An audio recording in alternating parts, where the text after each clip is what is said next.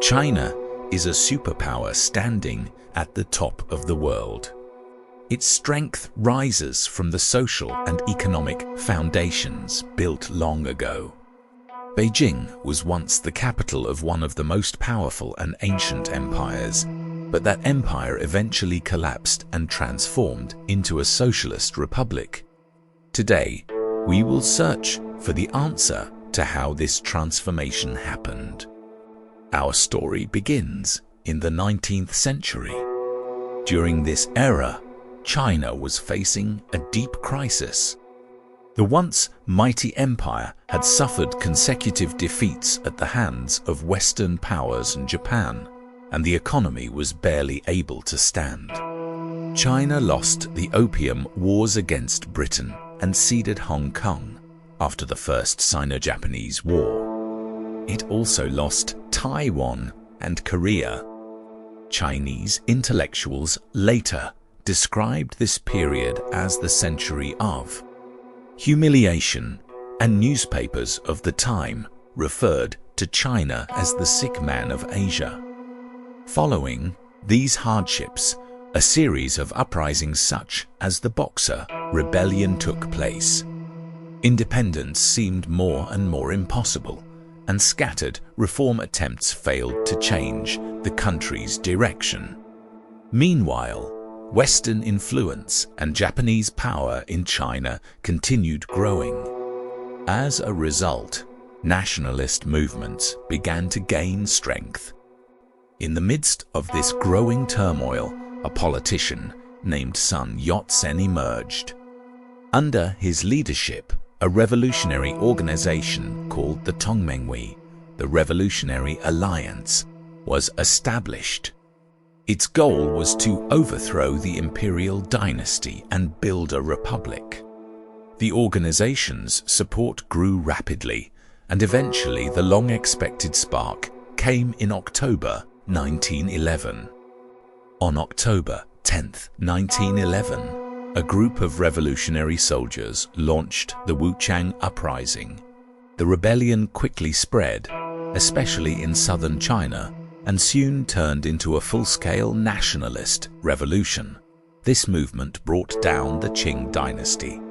In December 1911, a new assembly elected Sun Yat-sen as the provisional president of the Republic of China. In February 1912, the child emperor Pui abdicated, ending the 200-year-old Qing dynasty along with more than 2,000 years of imperial rule. China had entered a new era. On paper, the new republic represented a transition to democracy. Nanjing became the capital. The five-colored national flag was raised across the country, and a modern constitution was drafted. But in practice, the republic failed to deliver the order revolutionaries hoped for. As historians often say, the 1911 revolution was only the first step. It would not be completed until the 1949 revolution. Central authority was extremely weak. Beginning in 1916, vast Chinese territories fell under the control of local warlords. This era became known as the Warlord period. Different military strongmen ruled different regions. Zhongzuolin in Manchuria were Peifo in central China, and various generals in the south. Law and order changed from region to region, and daily life became increasingly unstable. Meanwhile, Western powers still held influence through treaty ports and railway concessions, allowing British, French, and American companies to dominate parts of China's economy. This foreign presence angered nationalists and contributed to the rise of socialist and Marxist ideas. The 1917 Bolshevik Revolution and events of World War I inspired many young Chinese thinkers.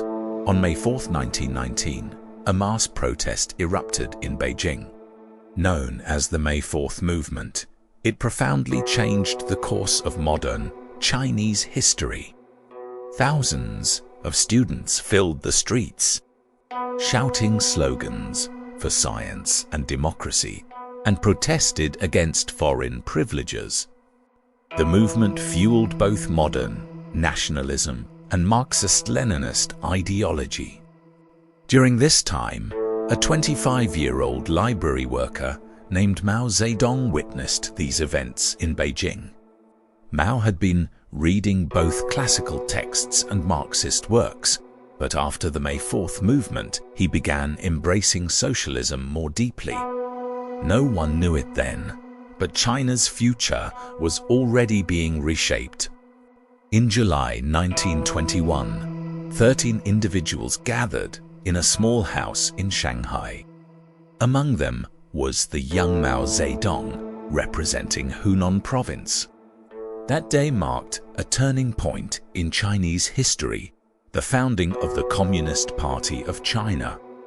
The party was small at first, mostly urban intellectuals, but its influence slowly grew through unions, student groups, and propaganda. Meanwhile, in southern China, Sun Yat-sen and the Nationalist Party, the Kuomintang, or KMT, were trying to rebuild central authority. The Soviet Union supported Sun, seeing anti-imperialist revolution in China as advantageous.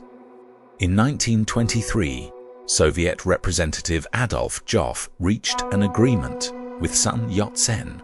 The Soviets would provide weapons and advisors, and in return, the nationalists would cooperate with the communists. This became known as the First United Front. Mao joined the nationalist movement during this period and became active in its propaganda department. His ideas also began to shift. At first, like many intellectuals, he viewed peasants as backward. But events such as the rural uprisings of 1925 changed his perspective. Mao realized the revolutionary potential of the peasantry and devoted himself to organizing them. After Sun Yat-sen's death in 1925, leadership passed to Chiang Kai-shek. His goal was to defeat the warlords and unify China through a northern military expedition launched in 1926. For a while, the communists and nationalists fought side by side. But in April 1927, everything changed. On April 12, 1927, Chiang Kai-shek launched a violent purge in Shanghai against communist workers and organizations. This event, known as the Shanghai Massacre or the White Terror, left thousands dead or imprisoned. But it failed. He retreated to the Jinggang Mountains with a small force of loyal fighters and began setting up what became known as the Jiangxi Soviet. Here, Mao formed a new strategy. Instead of sparking large urban uprisings, he focused on rural bases, guerrilla warfare, and building strength from the countryside inward. His movement gained support from poor peasants, and the seeds of China's future civil war were planted. Between 1930 and 1934, Chiang launched 5 major campaigns to eliminate the communists. The first failed due to Mao's effective guerrilla tactics. But in 1933, the nationalists amassed an enormous army and gradually encircled the Jiangxi Soviet. Communist leaders loyal to Moscow pushed for conventional warfare against Mao's advice, and disaster followed. The Red Army was overwhelmed. In October 1934, roughly 86,000 communist soldiers broke through enemy lines and began one of the most difficult retreats in military history, the Long March. Under constant attack from land and air, the Red Army suffered catastrophic losses. Only about 8,000 of the original marchers reached the northern base of Yan'an in October 1935. Despite the losses, the Long March became legendary and solidified Mao as the unquestioned leader of the Communist Party. From 1935 onward, Yan'an became the revolutionary center of China. Mao refined his theories, emphasizing protracted guerrilla warfare and adapting Marxism to Chinese conditions.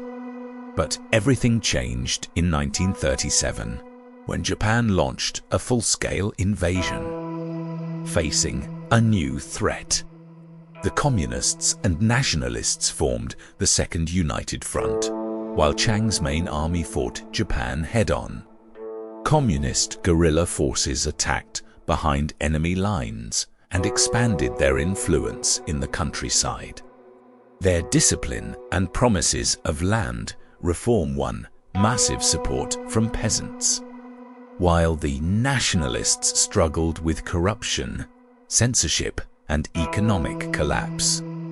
By the end of World War II, the Communist Party had grown enormously from 40,000 soldiers in 1937 to nearly 1 million by 1945, with millions more in local militias.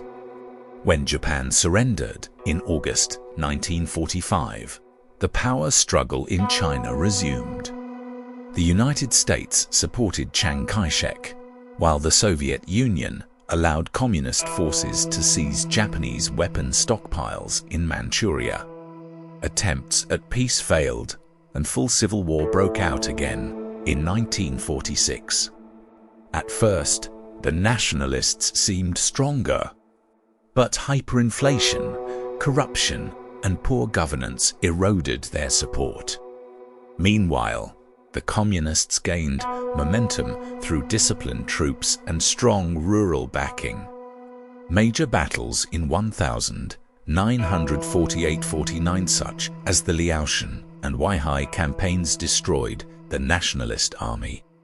By April 1949, Communist forces crossed the Yangtze River and captured Nanjing.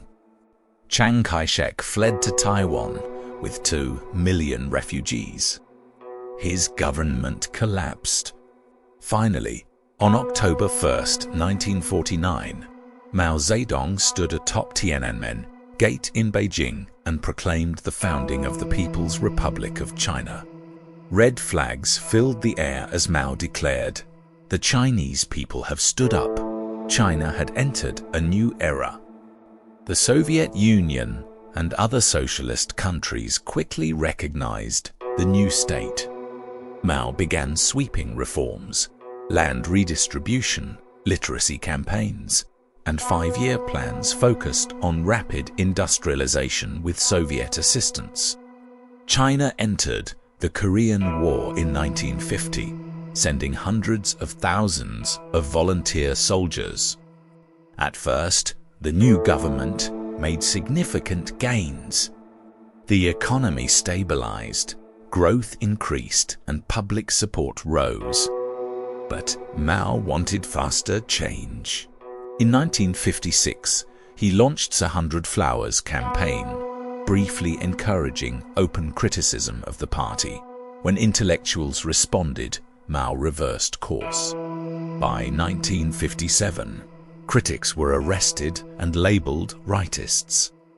Next came the Great Leap Forward in 1958. Communes were created, backyard furnaces built, and agriculture reorganized. Propaganda inflated production numbers, but reality was catastrophic. Mismanagement, false reporting, and unrealistic policies led to famine. Between 1959 and 1961, tens of millions of people starved to death, one of the worst human disasters in history. Mao's authority declined, and leaders like Liu Shaoqi and Deng Xiaoping pushed for pragmatic reforms. But Mao was not finished. In 1966, seeking to regain power, he launched the Cultural Revolution. Schools shut down as millions of radicalized students, the Red Guards, mobilized to destroy the Four Olds and purge so-called capitalist roaders.